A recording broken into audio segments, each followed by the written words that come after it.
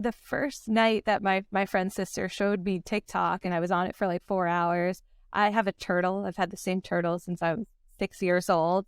And I was like, I'm very camera shy. So I was like, maybe I'll do something with the turtle.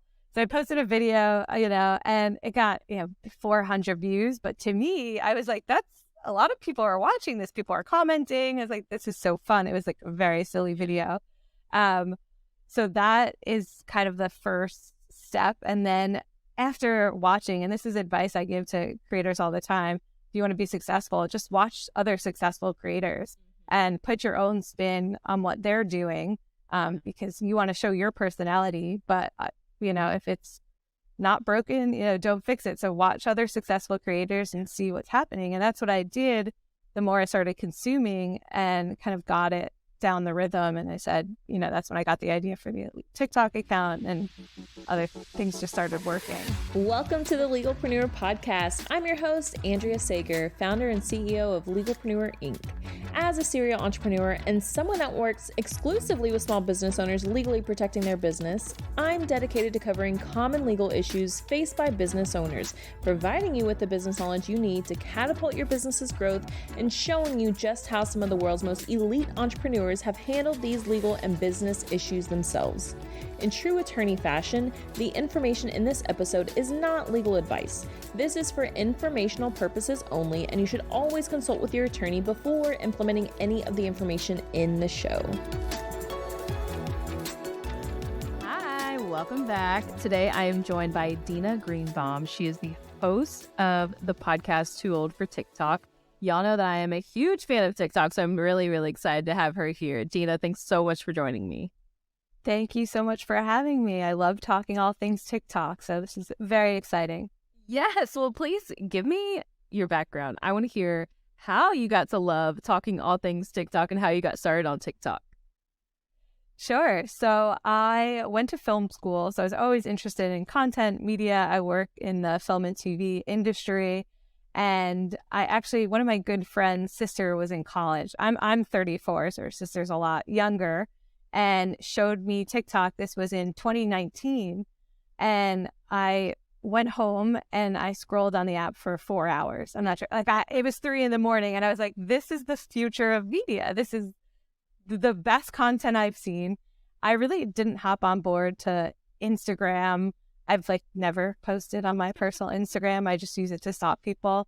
And I was just not a big social media person, but I was like, there's something here. And I would tell my friends, I was like, you have to check out this TikTok app. And they're like, you were too old for that. This is you're 34, or I was, 33 at the time or whatever. And I was like, no, it's not just dancing teenagers. And I would give the same spiel over and over again and say it's more than just dancing teenagers on the app. You could learn stuff. I laugh, I cry. It's the best way to, enjoy content. So I eventually convinced my friend Melissa to get on TikTok. She also became obsessed. And then we created the podcast Too Old for TikTok, basically because we were just then trying to convince all our friends to join. And then the pandemic happened, and it seemed like everyone joined because people were looking for things to do. And now it is what it is today. And that's kind of how the podcast started. I love that. And so what is your favorite kind of content to create? So I created an account called Elite TikTok News based on a New York Times article that I read by Taylor Lorenz. So Elite TikTok, yeah, she's great on TikTok. She's kind of on the TikTok beat. So her article about Elite TikTok it's basically kids in high school would pretend to be brands. So you'd have an account that was like Burlington Coat Factory, but it wasn't actually the brand. It was Burlington Coat Factory, and they would interact with fake Costco or fake Skittles. And then there'd be fake people trying to be colors or states even. So I thought, this is it. There's so many kids doing this. There's no one aggregating this information. So as a test to myself, I said, can I create a, TikTok account that reports the news on these accounts? So it was Elite TikTok News. And within a few months, I got shot up to 50,000 followers. And that just grew my love for TikTok more because I was kind of just testing the algorithm and testing what worked, what didn't work. I have a personal account as well. I do a lot of New York City content. And basically, kind of just not day in the life, but just things I see in New York. A lot of my For You page is very New York heavy, the food scene, the restaurant scene there. And then, and the podcast has been my main source of love for creating. I love that. And so tell me about your background a little bit more from film school. What was your career like? Sure, yeah. So I studied production and I would create content, but I was always more interested on the business side. And I went and I got my MBA at Columbia, and I've always been in kind of the business and physical production side of TV and film. But I feel like the podcast and TikTok kind of creates that void I've had where I didn't feel creative because I was on the business side, and that kind of like fills that. Well, no, I get that 100% because same with me. It's like, you're a lawyer, like you're supposed to just like be locked in an office all day. Yeah. I'm like, no, like actually I make my own rules and I get to create as much as I want and then just kind of like do as much business as I want, but I have more fun creating. And so I totally get that. It's been funny seeing the transition from not even clients, but I think the general public realizing that, hey, not all lawyers are in this buttoned up 3-piece suit. They can be, because I remember the first version of my website, I had on there something about just working at home in my pajamas. And so many, and I just like, that's just who I am. I'm like, when I got fired, I told you that I got fired and I threw away all my suits. I was like, I'm never wearing another suit again. I mean, now I love blazers, but I threw them all away. And I was like, I just want to sit at home and work in my pajamas. So many people were like, I just love how you work at home in your pajamas. I'm like, I didn't really think anything of it. Like, that's just me. And so I love, like, for you, I know that's just like, yes, I love business, but also, like, I love to create. Like, this is my creative outlet. This is my spirit. This is who I am. So I totally get that. As a quick reminder, the Legalpreneur book is coming out at the end of this month. I am so excited. It's been a labor of love, and Legalpreneur, the business owner's guide to legally protecting your business, will finally be in your hands. If you have not already pre-ordered your copy, get to it now. The actual price of the hardcover book will be more than the pre-sale price. And if you are getting in on the pre-sale price, you actually get over $2,000 in bonuses. So run, don't walk, go get the Legalpreneur book right now while it's still on pre-order. So when did you initially start posting on TikTok? And you have multiple accounts, right? I do, yeah. So the first night that my friend's sister showed me TikTok and I was on it for like 4 hours, I have a turtle. I've had the same turtle since I was 6 years old. And I was like, I'm very camera shy. So it's like, maybe I'll do something with the turtle. So I posted a video, and it got, 400 views. But to me, I was like, that's a lot of people are watching this. People are commenting. I was like, this is so fun. It was like a very silly video. So that is kind of the first step. And then after watching, and this is advice I give to creators all the time, if you want to be successful, just watch other successful creators and put your own spin on what they're doing, because you want to show your personality. But if it's not broken, don't fix it. So watch other successful creators and see what's happening. And that's what I did the more I started consuming and kind of got it down the rhythm. And I said, that's when I got the idea for the TikTok account, and other things just started working. And who are your favorite creators to follow to not copy the work, but to get ideas for trends or, what's really working on TikTok? Yeah, I follow a lot of millennial accounts. It's just kind of, my age group. So Rod is a huge creator. And he shot up, I remember seeing his first videos, and then he really just took it and ran with it. David Michael Burke, like, he is one of the funniest people on TikTok. We interviewed him, and his comedy is top notch. We also interviewed Davis Burleson. He's younger. He's definitely Gen Z. But he shot up to fame on TikTok and created the show What's Poppin'. And it's so entertaining. He just goes around, interviews people in Washington Square Park, and he's so good at it. It's like Billy on the Street, but for kind of Gen Z.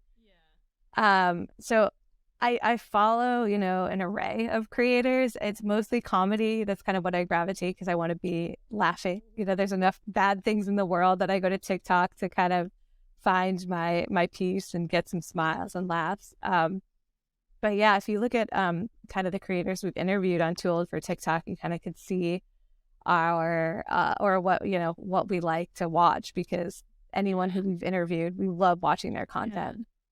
Do you know who Coco Moco is? I don't actually. Oh, you should follow her. I love her. She starts all her videos. Basically, she's made her career off predicting successful trends, or like the next big thing. And so right now, she's probably my favorite person to watch as far as what's next, like what's going to be working. So you should definitely check her out. Yeah, thank you. I will. Yeah, and just like you, I remember when I used to always watch TikTok when I was married, and it definitely, time is just like so different now. I'm trying to think back when I first started watching TikTok. It had to be 2018 and then 2019. But when I left my ex-husband, when we separated, that's when I really, really got deep into TikTok. And that's actually when I really started taking TikTok serious. So it was towards the end of 2020. And I remember starting to get those notifications from TikTok, like, hey, have you been scrolling too long? And leave me alone. Don't judge me. Did you notice they have a new woman now who pops up? And I was like, oh, what, we've been on the app so long now, they need new people that we can actually hate, because anyone who tells me to stop scrolling, I'm like automatically like, I hate you. Don't do this to me. Yeah. Oh my gosh. So I'm curious, have you been part of the creator fund? Have you been part of the creator marketplace? I'm curious if you've been on that side of TikTok. Yeah, for the elite TikTok account, I was in the creator fund. I stopped posting on that account because that side of TikTok kind of is dissipated, which is also a tip to any creators is, create something that will last a while and you could kind of mold and grow. And then the podcast kind of took over. So instead of creating more on TikTok, I use the podcast as a way to, be in the TikTok world. But we've talked to, so many creators who are in the creator fund and in the, do the creator marketplace. And I think what's funny is originally the people did not want to join the creator fund because they thought their views would go down. Yeah. I don't think there's any proof of that. I have no idea if that's true or not. But, so who knows? But I think TikTok does need to catch up to things like YouTube, who are just paying creators more. Way more. Yeah, and time and time again, I think that's going to be TikTok's biggest issue, is really trying to keep up with the other platforms in terms of keeping their creators happy and on, and they're doing that. I'd be interested to hear, are you in the creator fund for your account? I used to be. I think I had, so the most I made, I think, was like $50 in a month. And of course, we heard all the rumors like, oh, it's affecting views, this and that. And so, and I've never, ever, ever been one to be like, oh, I'm shadow banned or shadow banned. I'm like, no, like, I do not think that's a thing. Like, yes, you might get suspended, but shadow ban, like, that's, to me, it's not a thing. But I tested it, and I remember I was like, I'm just going to test it, see what happens. And then I don't remember the results. I just never turned it back on because I was like, I don't care about getting 6 cents a day. Yeah, exactly. It's a hit. So I just never turned it back on. But yeah, I guess people are still making money. But I just remember reading a lot of, I don't want to say negativity, but a lot of people were not happy with how much they were making compared to YouTube. Like, YouTube is killing it. And actually, Lewis, you know who Lewis Howes is? He's the School of Greatness. He has a podcast. Oh, Lewis. Yes, I do. I do. Yeah. So I talked to him in October. He came to our the mastermind that I'm in. He came and talked to us, and he was like, YouTube will not lose. YouTube cannot lose. And like literally from that moment, I was like, oh my gosh, I really do have to start posting on YouTube, because I never really had a YouTube channel. I had one. I created one a couple of years ago, and to see those videos, Dena, those will make you laugh. That was like my Andrea Sager Law account, which there's a couple of videos, and I thought I was going to delete them, but I was like, no, this is going to be great memories years from now for people to go back and be like, look at her first video. So I just left them there.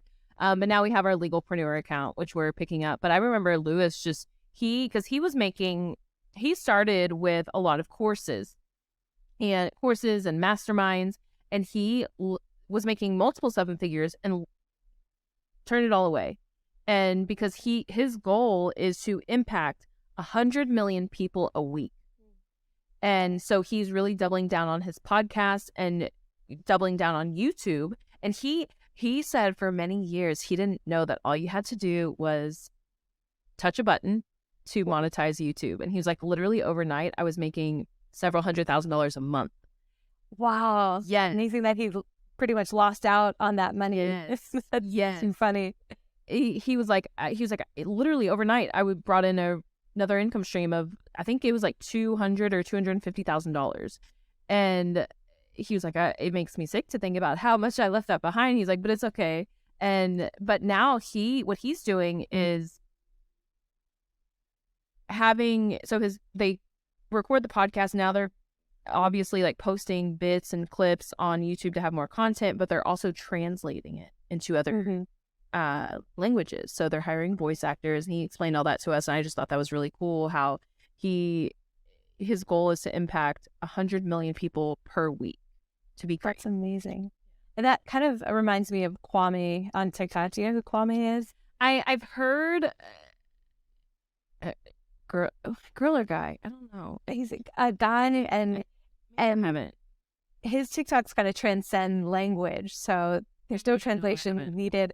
But basically, he just reacts to dumb people on TikTok, dumb things he sees, and he just goes he does a little shrug.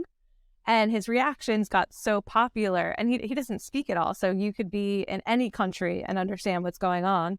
And I think I read some article that in his creator fund, he just gets millions upon millions of views. He's actually done really well.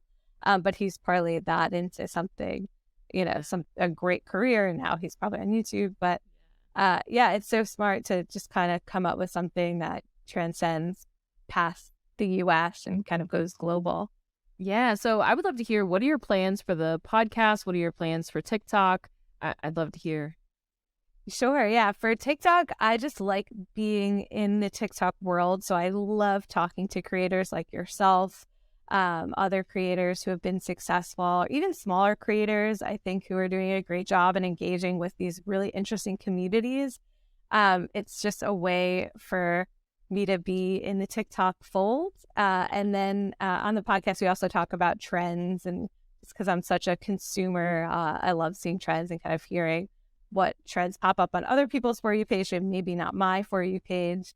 So that's the goal with the podcast, is to continue to kind of talk about the trends, interview really interesting creators, and just be in the TikTok world and talk about TikTok, as it is my favorite thing to do, is scroll through that damn app.